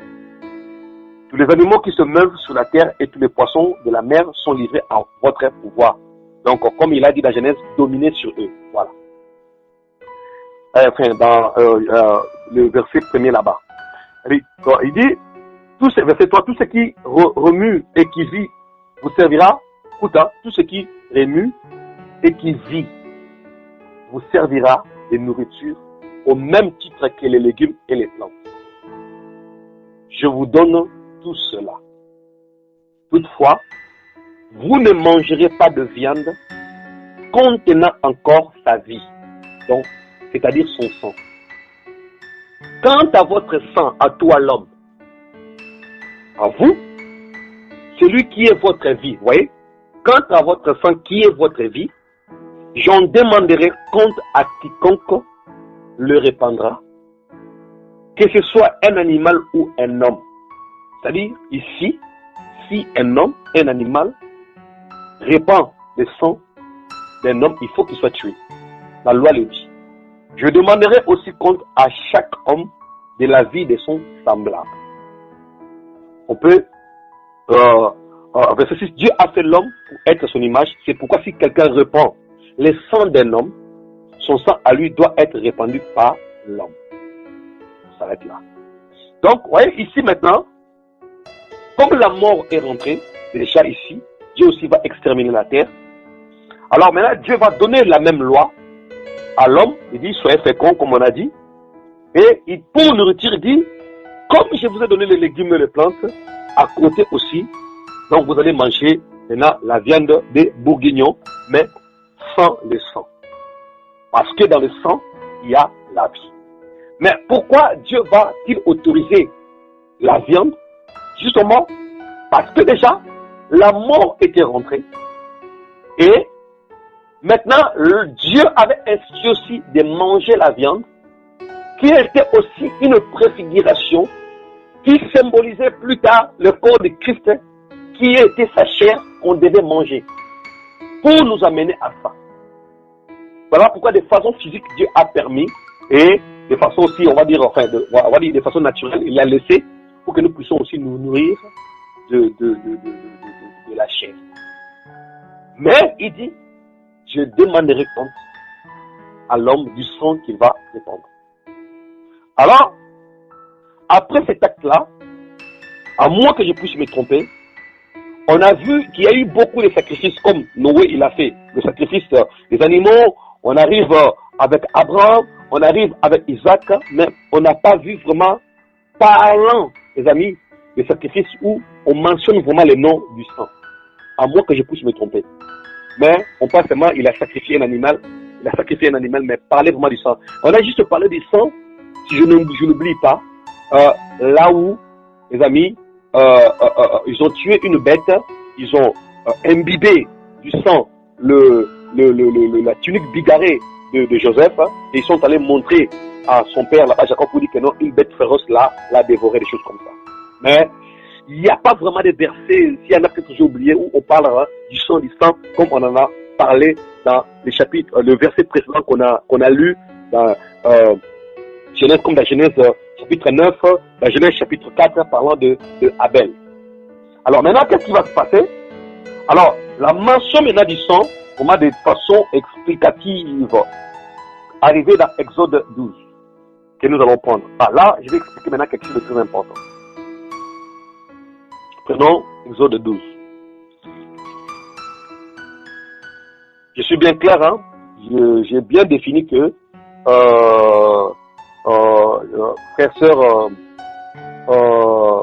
qu'il y a peut-être certains versets, j'ai dû oublier. Voilà. Donc, mais de façon vraiment où on commence à voir le sens du sang, c'était dans, prenons d'abord Genèse chapitre 1, Exode chapitre 11, pardonnez-moi. Exode chapitre 11. Disons, à partir du verset 1er, l'Éternel dit à Moïse, je veux encore faire venir un fléau pour frapper le Pharaon et l'Égypte. Exode 11. Après cela, il vous laissera partir d'ici, et même, il vous chassera définitivement de son pays. Va donc parler au peuple, que chacun demande à son voisin et chacune à sa voisine des objets d'or et d'argent. L'Éternel fit gagner au peuple la faveur des Égyptiens. Moïse lui-même était un personnage très respecté par les hauts fonctionnaires du Pharaon et par la population. Moïse dit à Pharaon, voici ce que déclare l'Éternel au milieu de la nuit. J'irai et je parcourrai l'Égypte et tout fils aîné de ces pays mourra, depuis le fils aîné du Pharaon qui est sur le trône jusqu'à celui de la servante qui fait tourner la meule, ainsi que tout premier-né du bétail. Les grands cris s'élèveront dans tous les pays comme il n'y en a jamais eu et comme il n'y en aura plus de semblables. Mais chez les Israélites, on n'entendra pas même un chien aboyer comme un homme ou une bête. Vous saurez ainsi que l'Éternel fait une distinction entre l'Égypte et Israël. Alors tous les hauts fonctionnaires qui t'entourent viendront me trouver et se jetteront à mes pieds en suppliant, va-t'en, toi et tout le peuple qui marche à ta suite. Après cela, oui, je partirai. Moïse sortit alors de chez les pharaons dans une grande colère. Alors, quand nous prenons ici, le Seigneur va parler, c'est ce qu'il va faire. Donc, contre les Égyptiens. Alors, quand nous prenons le verset chapitre 12, commençons à partir du verset, on va commencer à partir du verset 1er jusqu'au verset 13. On va s'arrêter là. Il dit, ce mois-ci, en verset 2, sera pour vous le premier mois de l'année, donné à toute la communauté d'Israël des instructions suivantes. Le 10e jour de ce mois, que chaque maison ou chaque famille se procure un agneau. Suivez très bien. Si dans une maison, on est trop peu nombreux pour manger un agneau, qu'on s'associe à la famille voisine, la plus proche en tenant compte du nombre de personnes, et l'on choisira l'agneau en fonction de ce que chacun peut manger. Vous prendrez un agneau ou un chevreau sans défaut, un mâle âgé d'1 an. Vous le regarderez jusqu'au 14e jour de ce mois. Ce jour-là, toute l'assemblée de la communauté d'Israël immolera ses agneaux à la nuit tombante. Écoute maintenant. verset 7, on prendra de son sang. Et là, on est en train maintenant, l'action va rentrer par rapport aux choses que Moïse a dit à Pharaon dans chapitre 11 qu'on vient de lire. Et maintenant, du côté d'Israël, où il a dit que non, il n'y aura même pas un chien qui va aboyer. Maintenant, l'action commence du côté d'Israël pour qu'il soit, les amis, que les fléaux ne puissent pas, les amis, le frapper. Et on dit, verset 7, on prendra de son sang et l'on en badigeonnera les deux montants et les linteaux de la porte des maisons. On a dit les montants et les linteaux de la porte des maisons où il sera mangé. On en retirera la viande et on la mangera cette nuit-là avec des pains sans levain et des herbes amères. Vous n'en mangerez rien qui soit à moitié cuit ou bouilli dans l'eau. Tout sera rôti au feu avec la tête, les pattes et les abats. Vous n'en garderez rien pour le lendemain. S'il reste quelque chose jusqu'au matin, vous le brûlerez. Vous le mangerez à la hâte, prêt à partir, la ceinture nouée aux reins, les sandales aux pieds et les bâtons à la main. Ce sera la Pâque que l'on célébrera à l'honneur de l'Éternel. Je parcourrai l'Égypte cette nuit-là et je frapperai tout premier-né, comme on a dit dans Exode 11. Dans les pays, hommes et bêtes, et j'exercerai, il dit, c'est qui parle? Je répète, c'est Dieu qui dit, c'est lui qui va parcourir. Suivez-moi très bien ici. Je veux qu'on puisse se concentrer, mes amis. C'est Dieu qui dit, je vais parcourir l'Égypte. Ici, ce n'est pas Satan qui va parcourir, c'est Dieu. Sachant que ça, c'était le 10e fléau que le Seigneur allait envoyer contre l'Égypte. Ce n'était pas Satan qui faisait ça, c'était Dieu lui-même qui frappait l'Égypte. Donc quand il dit, j'ai parcouru les destructeurs qui venaient, qui tuaient les premiers-nés, ce n'était pas Satan, mon ami. Regardez, quand nous voyons dans la Bible, dans Ézéchiel, mon ami, quand Dieu va envoyer l'ange, il dit, tuez tout ce que vous allez voir. C'était pas dans Satan. C'était l'ange de Dieu qui venait, qui tuait tout. Il dit, sauf ceux qui ont la marque de Dieu sur leur front. Eux là, il faut les épargner. Mais le reste est tué. Mais quand l'ange a fait le tour à tuer, il est venu lui dire, non, ça n'est fait, c'est fait. Ce n'était pas Satan ici, frère. Oui, il y a dans Apocalypse 9, si je ne me trompe pas, l'ange de la destruction qu'on appelle l'Abaddon ou Apollyon. Là, nous sommes dans l'Apocalypse. Mais ici, Dieu lui-même dit, je vais parcourir l'Égypte cette nuit-là. Il dit, je frapperai tout premier-né dans le pays. Dieu a permis ces actions parce qu'il voulait libérer son peuple. Il dit, homme et bête, et j'exercerai ainsi mes jugements contre tous les dieux de l'Égypte. Qui parle ici? Ce n'est pas Satan. Il dit, j'exercerai mes jugements contre tous les dieux. Satan, ce n'est pas c'est divisé. Je suis l'Éternel. Il dit, le sang sera pour vous un signe sur les maisons où vous serez. Sera un signe. Il dit, je verrai le sang. Il dit, c'est Dieu qui vient. Mais, écoutez bien, il dit, je verrai le sang. Je passerai par-dessus vous. Ainsi, le fléau destructeur ne vous atteindra pas lorsque je frapperai l'église. Mes amis, qui parle ici? C'est Satan ou c'est Dieu? Il dit, le sang sera pour vous un signe sur les maisons où vous serez. Je verrai le sang, je passerai par-dessus vous. C'est Dieu qui parle. Donc, maintenant ils vont prendre le sang, ils vont mettre sur le linteau. La Bible dit, ça sera un signe. Alors maintenant, revenons maintenant à notre génération. Quand maintenant nous prions, nous disons, je ne t'interdis pas de prier comme ça. Mais moi je vais éclaircir les Écritures. Parce que beaucoup se focalisent pour dire, mais attends, si vous interdisez d'invoquer le sang de Christ sur nos maisons, mais pourquoi, mon ami, en Israël, ils ont mis le sang sur les linteaux et les maisons? Parlons maintenant terre à terre, disons que bon, comme les gens disent, ils ont raison. Mais on n'a pas parlé de casserole ici. On n'a pas parlé de baliser la route. On n'a pas dit que non, ici il y avait un local qu'on appelle la salle de l'église, les sangs sont tombés sur les chaises. Si nous devons appliquer la Bible, restons sur le linteau, restons sur la maison. Alors maintenant, chez toi, dans ton appartement, les linteaux sont où? Parce qu'ici, c'était à l'extérieur. Mais va mettre dans ton immeuble, prends le sang, mets devant. Ça, c'est le premier point. Et comment maintenant Dieu dit, c'est moi qui passerai? Mais comment Dieu peut venir encore la nuit, dans les temps d'aujourd'hui, pour pouvoir nous attaquer? Maintenant, quand il vient maintenant, il trouve maintenant, mes amis, le sang de Jésus, et il passe par-dessus. Donc, Dieu continue toujours à tuer les gens. Ça, c'est le deuxième point. Le troisième point, la Bible dit que non, vous allez prendre ce sang-là, vous allez maintenant, mes amis, appliquer sur les maisons, sur les linteaux. Mais les maisons ici étaient des maisons physiques. Maintenant, aujourd'hui, le Seigneur, la maison de Dieu se dit, mais c'est non, ce n'est pas la maison physique. Est-ce que quelqu'un me comprend? La Bible dit dans Hébreux 6, verset 3, cette maison maintenant, c'est nous. C'est nous maintenant qui sommes cette maison. Donc, si il va avoir le sang de Christ quelque part, ça va être maintenant sur nous, pas sur les maisons physiques. Est-ce que vous êtes en train de comprendre un peu la parole de Dieu? J'aimerais vraiment qu'on puisse ouvrir les lignes pour que je puisse entendre le retour, pour voir si vous êtes en train de comprendre. Si ça doit être une maison.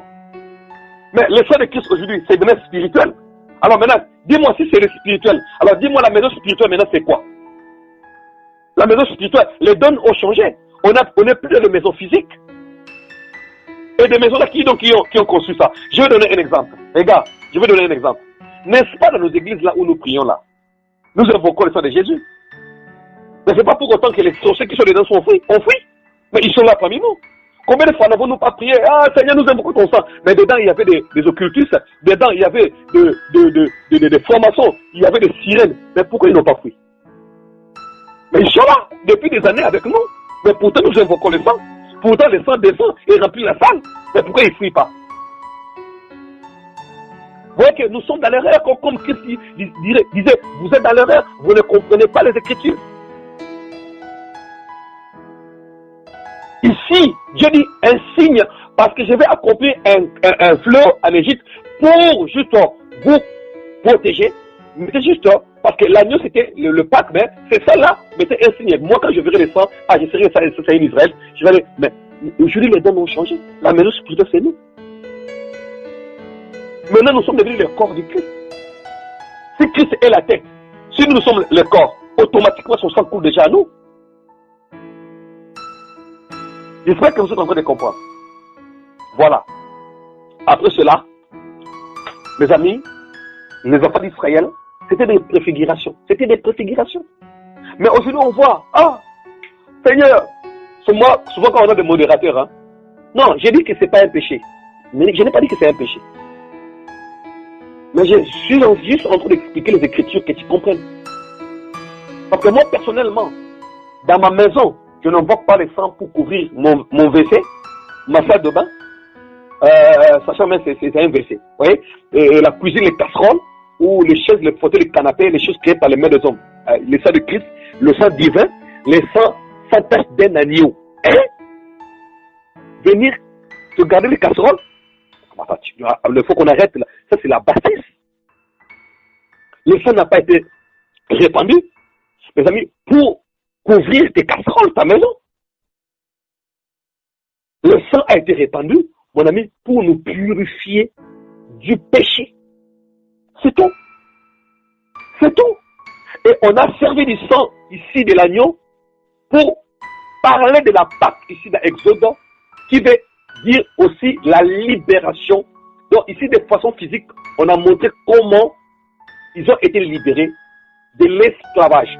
Pourquoi? Parce qu'en Égypte ici, Pharaon captivait ou capturait les vies humaines. En fait, en d'autres termes, étant donné qu'ils étaient en Égypte, c'était des prisonniers. En d'autres termes, leur âme était en prison. En d'autres termes, leur vie était en prison entre les mains des pharaons.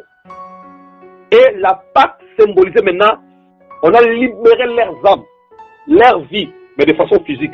Maintenant, c'est la même chose avec le Seigneur. Aujourd'hui, en Christ, notre âme, mes amis, était entre les mains de Satan, comme avait dit la sœur Chantal, la femme de Zéphirin. Il dit, le Seigneur a récupéré son âme entre les mains de Satan. et nous étions tous païens comme ça. Voilà pourquoi Jésus étant venu, mon ami, sur la terre, nous étions tous emprisonnés.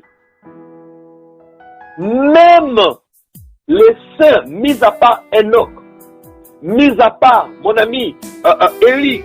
Bon, la Bible dit que pour Moïse, on a disputé son corps, Dieu l'avait enterré. Des exceptions peut-être.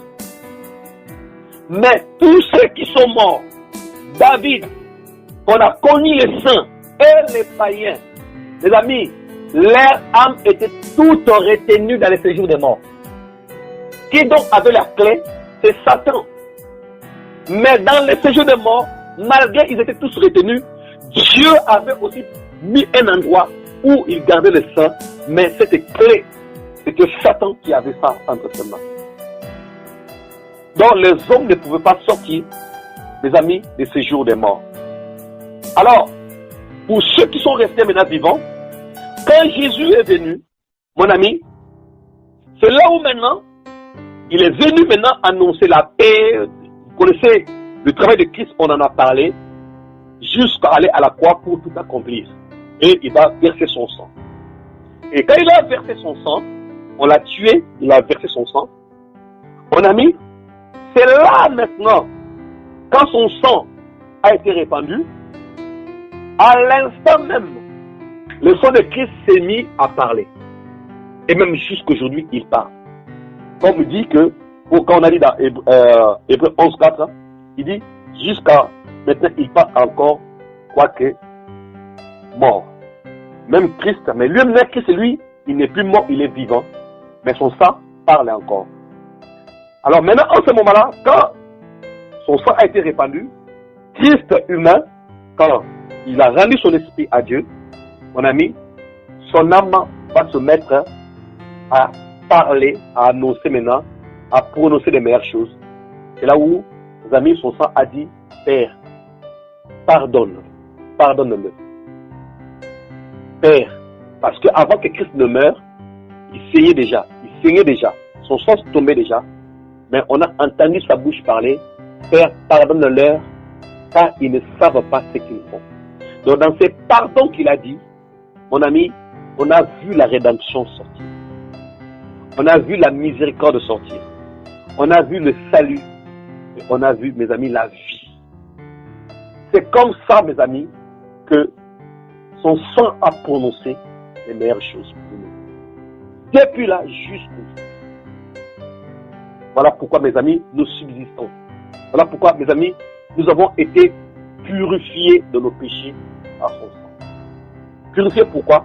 Parce que son sang a demandé à Dieu, Père, le pardon. Son sang a demandé, Père, le salut. Voilà pourquoi le Père aujourd'hui nous a purifiés par le sang de Christ.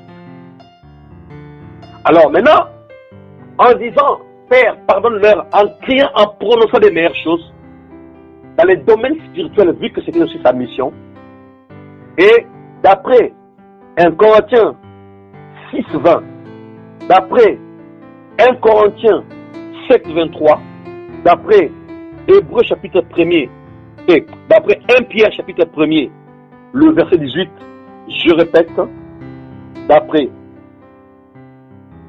1 Corinthiens 6.20, d'après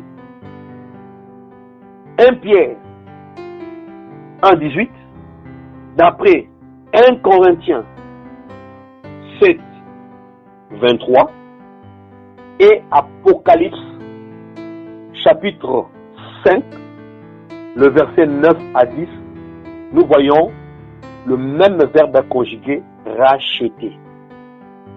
Racheter.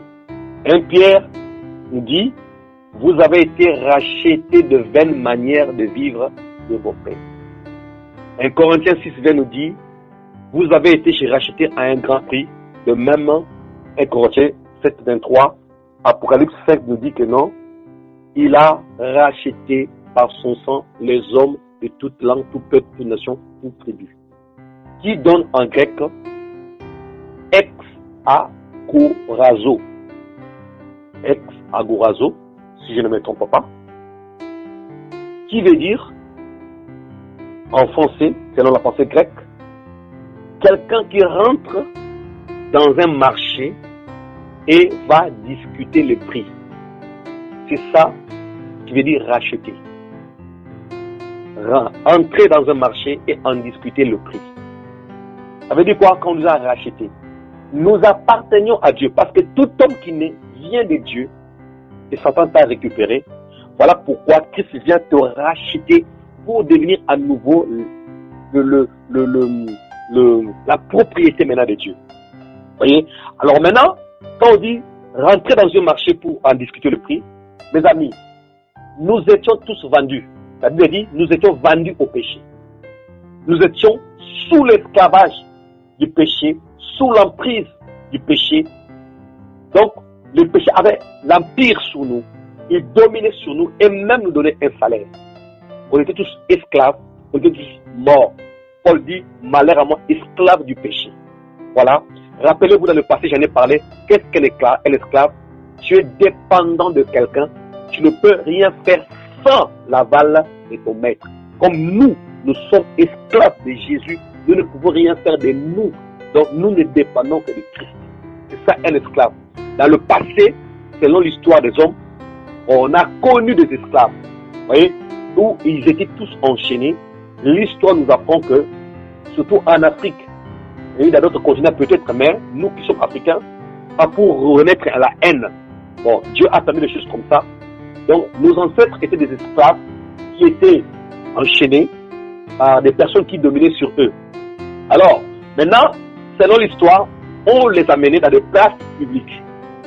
Ils étaient enchaînés, on va passer peut-être toute une famille, père, mère et leurs enfants, tous enchaînés.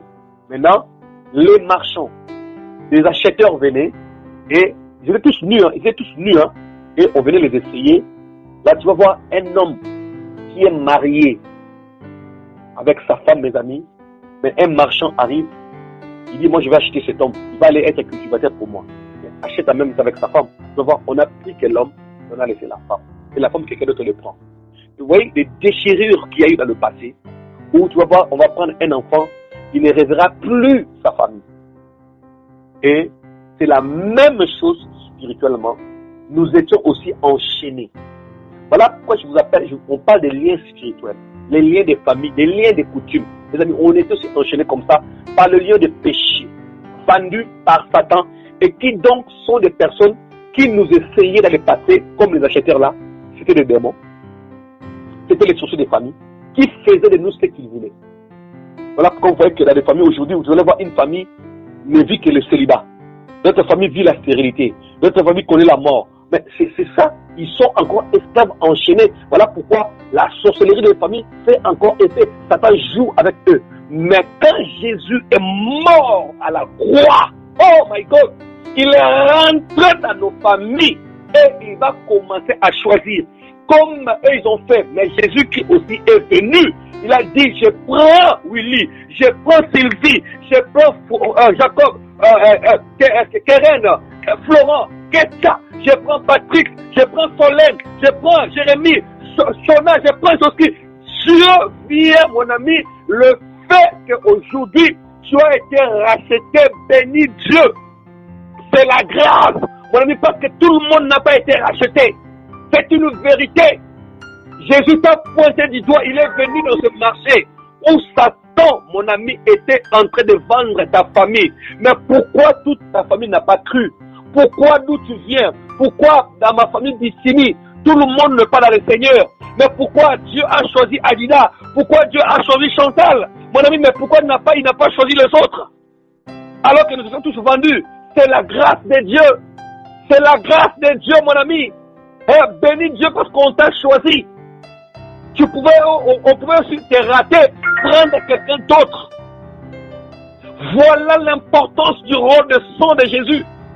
Et comme maintenant, on était nus, mes amis, déshabillés par les coutumes des familles, déshabillés par les alliances de nos pères, de nos parents. Mes amis, il nous a rachetés des vaines manières de vivre de nos parents qui nous ont donné. Mon ami, et Jésus, quand il nous a pris, il nous a purifiés, il nous a lavés, et la nudité qu'on avait, le Seigneur nous a donné des vêtements de justice. Mon ami, dans le monde spirituel, quand l'ennemi vient nous voir, il ne nous voit plus nus, mais il nous voit habillés avec des vêtements resplendissants. Voilà le sang de Christ. Et depuis ces jours-là, le sang de Christ jusqu'aujourd'hui purifie. Voilà pourquoi on a chanté, c'est ton sang qui purifie. Le sang de Christ a purifié. Une fois purifié, maintenant tu deviens sanctifié. Le sang de Christ ne sanctifie pas d'abord, mais purifie d'abord le péché. Après, maintenant, derrière, il commence à te sanctifier tous les jours. Est-ce que quelqu'un me comprend? Donc, il te purifie d'abord de tes péchés et après, il te rend saint. C'est ça le sang de Christ. Alors maintenant, la Bible dit dans 1 Jean 1,7, il dit, si nous marchons dans la lumière, comme il est lui-même dans la lumière, nous sommes mutuellement en communion. Et le sang de Christ nous purifie de tout péché. Donc ça c'est automatique. Parce que nous sommes le corps du Christ. Donc le sang n'a pas été répandu, mon ami, pour baliser la route. Et on n'a pas vu aucune part dans la Bible, mes amis, où on a invoqué le sang de Jésus. Alors maintenant, s'il arrive pour quelqu'un d'invoquer Christ et qu'il est protégé, voilà bien. Moi, je ne connais pas trop ce qui se passe dans le spirituel. Moi, je ne répète que ce que la Bible nous enseigne. On ne voit aucune part où on va des églises. Bon, maintenant nous allons élever les mains. Invoquons le sang de Christ. Invoquons le sang de Christ. Que le sang de Christ vienne pour couvrir les chaises, pour purifier le. Oh, ils disent que non, mais attends. Mais dans l'Ancien Testament, il répandait le sang pour purifier. Mais les choses là de l'Ancien Testament, dans le lieu saint, tout ça, c'était des choses qui étaient des images spirituelles. La Bible dit dans Hébreux qui était une image spirituelle. Des choses spirituelles, une image. Voilà, le sang est là pour le péché. La Bible dit, le sang répandu pour les péchés des hommes. Mais la Bible n'a pas dit, le sang répandu pour les casseroles des hommes. Bon, imagine maintenant le jour où tu vas quitter ton appartement, maintenant le sang que tu as beaucoup répandu de cet appartement-là, va rester maintenant, va faire quoi? Ça veut dire que non, aujourd'hui, toi tu invoques le sang se répand chez toi à la maison et ça sèche. Le lendemain encore, tu appelles encore le sang, il vient chaque jour. Oh my God. Et maintenant, tu es locataire, tu es parti, et tu laisses maintenant le sang là, maintenant ça va faire comment? Vous voyez? C'est n'importe quoi. On a mal compris les enseignements. Alors maintenant, si pour toi, tu vois que tu es convaincu d'invoquer, si ça fait un essai, toi là, tu continues. Moi, je ne t'interdis pas. Mais moi, Adida, je n'invoque pas. Vu le sang de Christ pour dire, dans les passés, je le faisais, je me rappelle, ça marchait aussi. Ça marchait. Mais parce que j'étais ignorant. Je me rappelle, j'ai fait une délivrance sur une personne qui avait la sorcellerie. On invoquait le sang de Christ, mais ça marchait aussi. Dieu a utilisé parce qu'on était ignorant. Mais quand j'ai appris, j'ai compris que non, ce n'était pas. Les démons ne sont pas chassés par les sang. Les démons sont chassés au nom de Jésus. Au nom de Jésus. Parce que le sang n'a pas été répandu pour chasser les démons. Mais le sang a été répandu pour briser les alliances. Pour ne rester qu'une seule alliance. Et qu'est-ce qui garde la vie d'un homme? C'est vrai.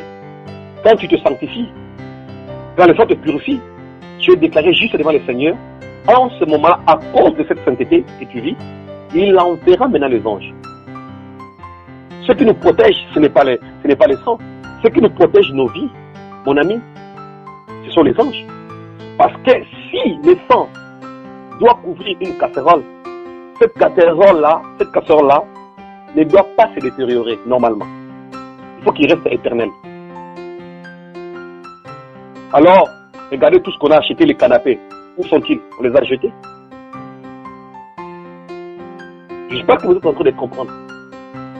Donc, voilà, maintenant vous devez comprendre que le sang de Christ a été répandu pour purifier quelqu'un du péché. Et jusqu'aujourd'hui, ce sang fait une miséricorde. Pourquoi le sang de Christ? Simplement, il est le Fils de Dieu. En lui, il n'y a aucune trace. Dans 1 Jean, on dit, le témoignage que nous avons appris de lui et que nous vous annonçons. c'est que Dieu est lumière et en lui, il n'y a aucune trace de ténèbres. S'il n'y a pas de trace de ténèbres en Dieu, en Jésus aussi, il n'y a pas. Parce que les deux sont un, le Père et le Fils. Et dans le sang de Christ, il y a la vie pour sauver toute l'humanité. Pourquoi? Parce que si déjà un homme qui a une vie peut sauver la vie d'autrui, pourquoi pas le sang de Christ sauvera l'humanité? Alors, par là maintenant des avortements, là je vais commencer à finir. Je vais vous expliquer le sang depuis Genèse, le sang d'Abel qui tire vengeance. Alors, maintenant, toute femme ou tout homme qui envoie une femme d'aller avorter, l'enfant qui est rentré dans ton ventre, ne dis pas que non, c'était pas seulement une grossesse d'une semaine. Mais pour que tu appelles ça une grossesse d'une semaine, mais il faut qu'il y ait la solution de spermatozoïde et l'ovule. Si les spermatozoïdes n'étaient pas rentrés, tu ne me diras pas que j'étais tombé enceinte. Mais du moment où déjà le spermatozoïde a fécondé l'ovule, c'est fini. La vie est déjà rentrée. La vie est rentrée.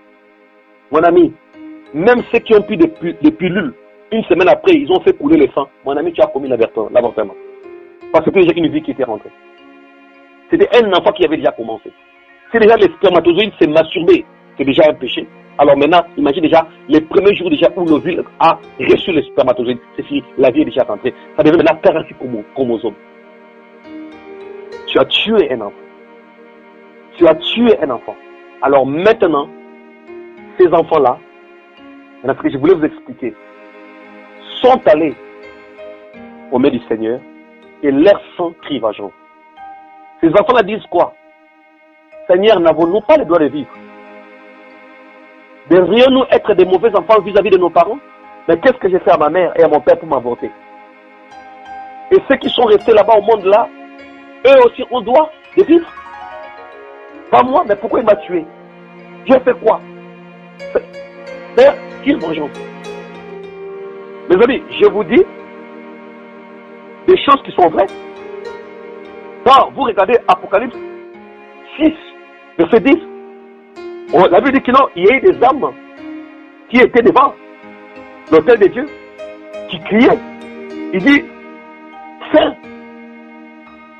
jusqu'à quand tarderas-tu à tirer vengeance de nos sangs sur les habitants de la terre?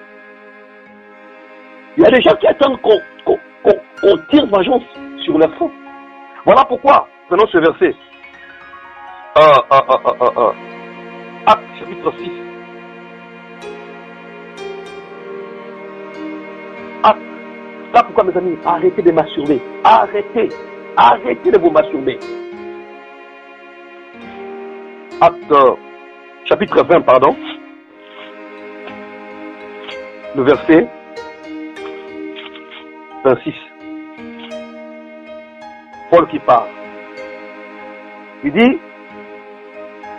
je vais commencer à partir du verset 24. Ma vie m'importe peu. Je ne lui accorde aucun prix. Mon but, c'est d'aller jusqu'au bout de ma course et d'accomplir pleinement le service que le Seigneur m'a confié, c'est-à-dire de proclamer la bonne nouvelle de la grâce de Dieu. Et maintenant, je le sais, vous tous au milieu de qui j'ai passé en prêchant le règne de Dieu, vous ne me reverrez plus. C'est pourquoi je vous le déclare solennellement aujourd'hui. Je suis dégagé de toute responsabilité à votre égard, car je vous ai annoncé tous les plans de Dieu sans rien passer au silence. D'autres versions disent, je suis pur de vos sangs. Alors, pourquoi j'ai pris ce verset? C'est pour vous faire comprendre qu'il y a beaucoup de manières, mes amis, qu'on répare le sang. Si vous ne savez pas. Déjà ici, en tant que prédicateur, en tant que pasteur Willy, en tant que Patrick, Jean-Claude, Anne, Augustin, André et Adida, et tout prédicateur du monde entier. Et ceux-là qui osent aussi devenir des prédicateurs alors que leur temps n'est pas encore arrivé. Je suis en train de vous dire, si nous prêchons mal l'évangile de Christ et que les hommes sont allés en enfer, ça veut dire que c'est leur sang, ça veut dire que c'est leur vie que tu as tué. Voilà, Paul ici, il dit, écoute, moi je vous ai donné tous les conseils de Dieu sans rien cacher. Je vous ai tout dit la vérité. Alors maintenant, si quelqu'un va en enfer, son âme ou sa vie va en enfer, ce n'est pas de ma faute, Dieu ne me demandera pas. Voilà pourquoi je dis, je redemanderai le sang de l'homme à l'homme.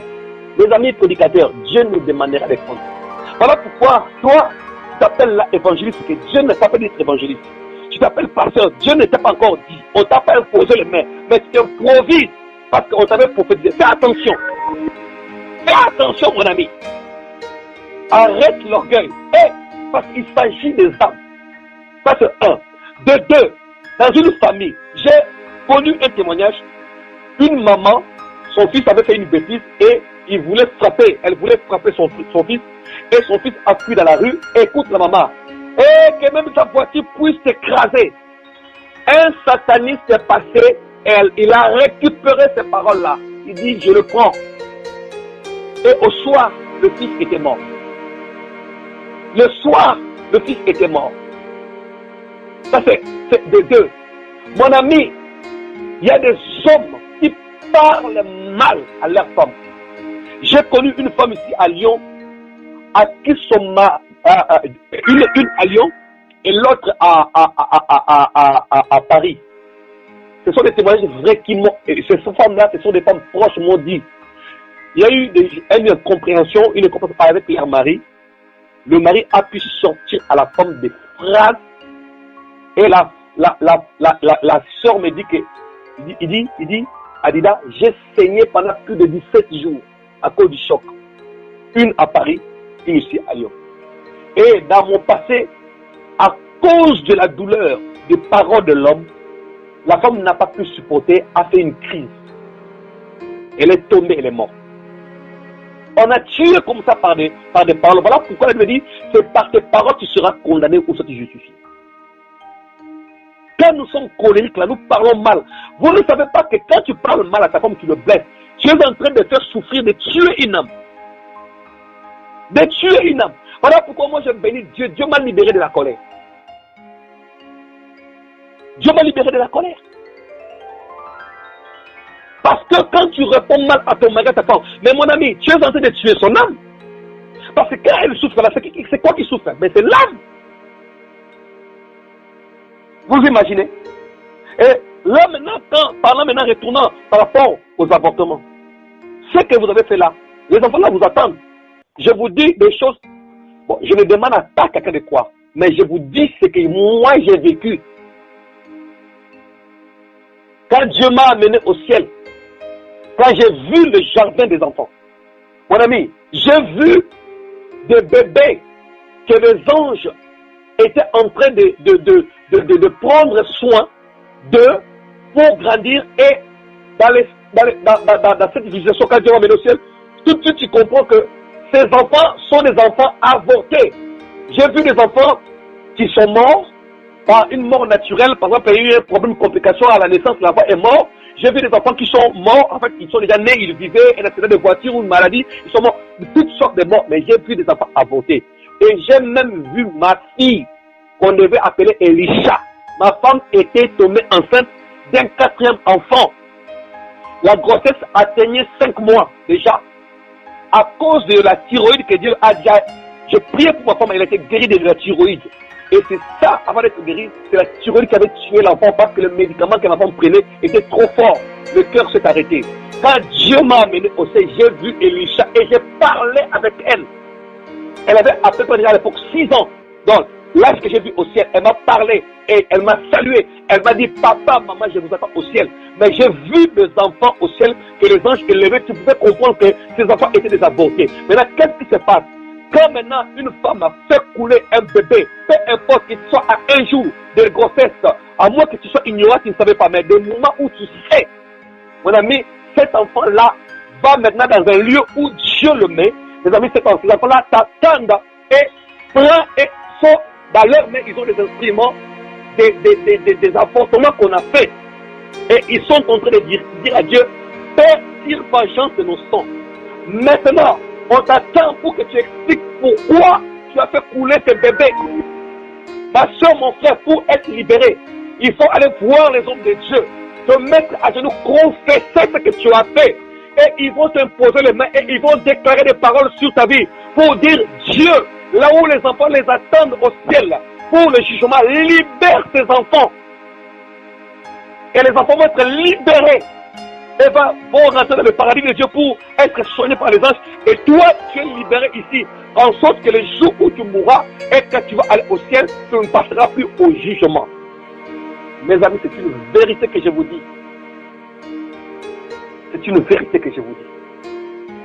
Comprenez ces choses. Le sang des hommes crie. Voilà pourquoi quand un homme tue un homme, son sang parle toujours. Son sang parle toujours. Son sang parle toujours. Voilà pourquoi les sorciers, vous qui tuez, qui mangez les hommes là, vous allez juger, vous allez être jugés sévèrement. Sévèrement. Répondez-vous. Changez de vie. Confessez-vous. Pour être libérés. Voilà pourquoi je donne conseil aux anciens. Continuons de prêcher la vérité. Rappelez-vous de la promesse que Dieu m'a faite et nous a faite. Tant que vous prêcherez la vérité, je serai avec vous. Qu'à la fin, qu'on soit pur de sang des gens. Comme ça, Dieu ne nous demande pas, vous avez envoyé mes enfants en enfer. Soyons aussi purs du sang de nos femmes, de nos enfants. Moi, je ne veux pas avoir ma femme en enfer. Moi, je veux me conduire dignement. Si elle est allée en enfer, c'est son problème. Ce n'est pas moi.